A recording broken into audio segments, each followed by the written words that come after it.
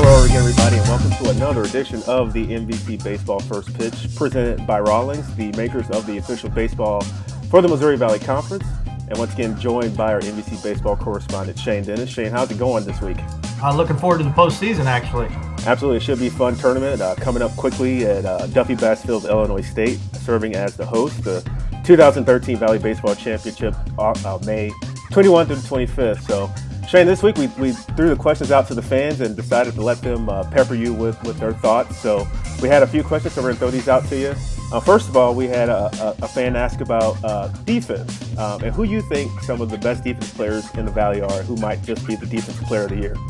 I think this is a pretty interesting question, and everybody thinks about pitching and offense being the keys to championships, and they are, but defense very valuable also.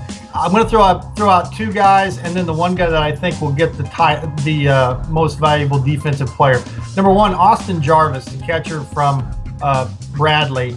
Ever since he stepped on campus, he's been a great catch and throw guy. Not a great catch and throw guy. He's almost impossible to steal on.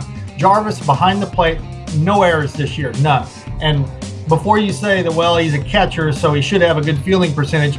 Never thrown one into center field, never bounced one past the first baseman on a strikeout in the dirt. No errors is heady stuff regardless of what position.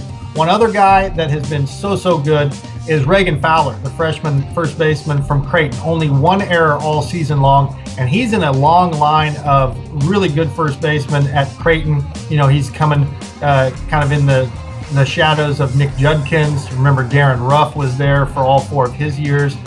Creighton, besides being known for good defensive infielders, first basemen usually are pretty sharp there too. So kudos to Reagan Fowler. But I think the most valuable defensive player will be Wichita State's Tyler Baker, who not only has made just one error all year long, he's played two positions and two pretty high intensity positions. Like Jarvis, he's caught the majority of the games, but he's also been at the hot corner when he's not been behind the plate. And to play third base and catcher pretty much all season long and only have one error, I think that gives Baker the nod over the other two. Absolutely. That's very impressive statistic there that you threw out. So, obviously, defense is very important in baseball, as is pitching. Our next question comes to us on the topic of that. We know pitching is key in tournament play. As we look ahead to the tournament, who do you think has the most reliable bullpen, or some of the teams with the most reliable bullpens? I think three teams have similar bullpens in their depth. Missouri State, we'll start with them. They have Eric Shanahan, Paul, Gordon, Burgess, four very good guys that they're confident in. Burgess, their closer, obviously, and Grant Gordon's a veteran that can go long or short at the end of games. Those guys would be my number three. Number two, just because they're a little deeper than Missouri State, that's Creighton's bullpen. Always been a very developed and defined roles there going back 10, 12, 14 years. They've always had a great and deep bullpen. They don't have a lot of swing and miss guys. They don't have a lot of power arms out there. Besides Jake Peter, the closer, there's not a lot of velocity that's going to get you to swing and miss. But don't confuse that with a shabby bullpen. Heiberger, Sova, Lukowski, and Winkleman, the busiest man in the history of the Missouri Valley Conference, those are guys you can really count on just in case the starters don't go deep. So there's my second best bullpen.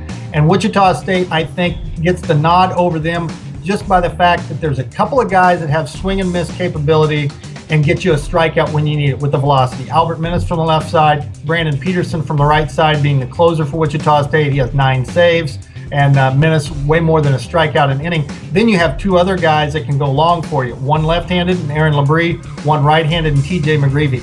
That balance combined with their swing and miss capability, I think gives Wichita State just a little bit of an edge over Creighton and Missouri State's pen as far as depth is concerned. Very good, very good.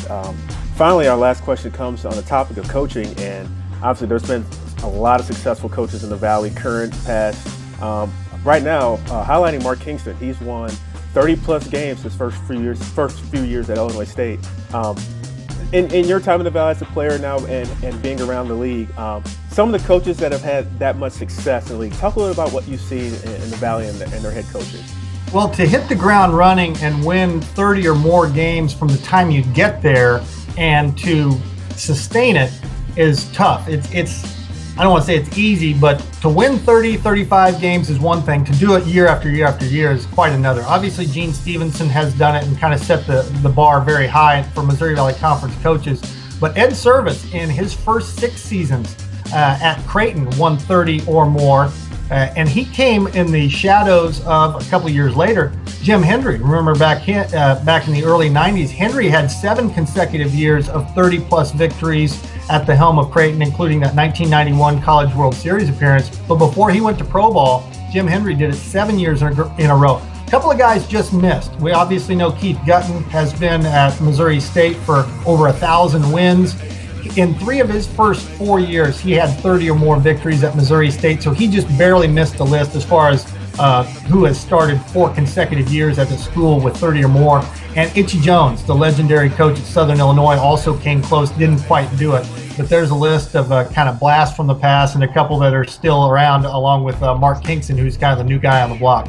Absolutely, Shane, and very impressive list, and we'll look forward to seeing a lot of those coaches at the conference tournament this week. I want to make a quick reminder that folks can watch the first few days of the tournament on ESPN3 exclusively. The tournament, May 21st through the 25th. The games up through the if necessary games on the 24th, if we have those games, will be exclusively on ESPN3. So fire up your iPad, your iPhone, and log on to ESPN3.com. That's where you watch the Valley Baseball Tournament.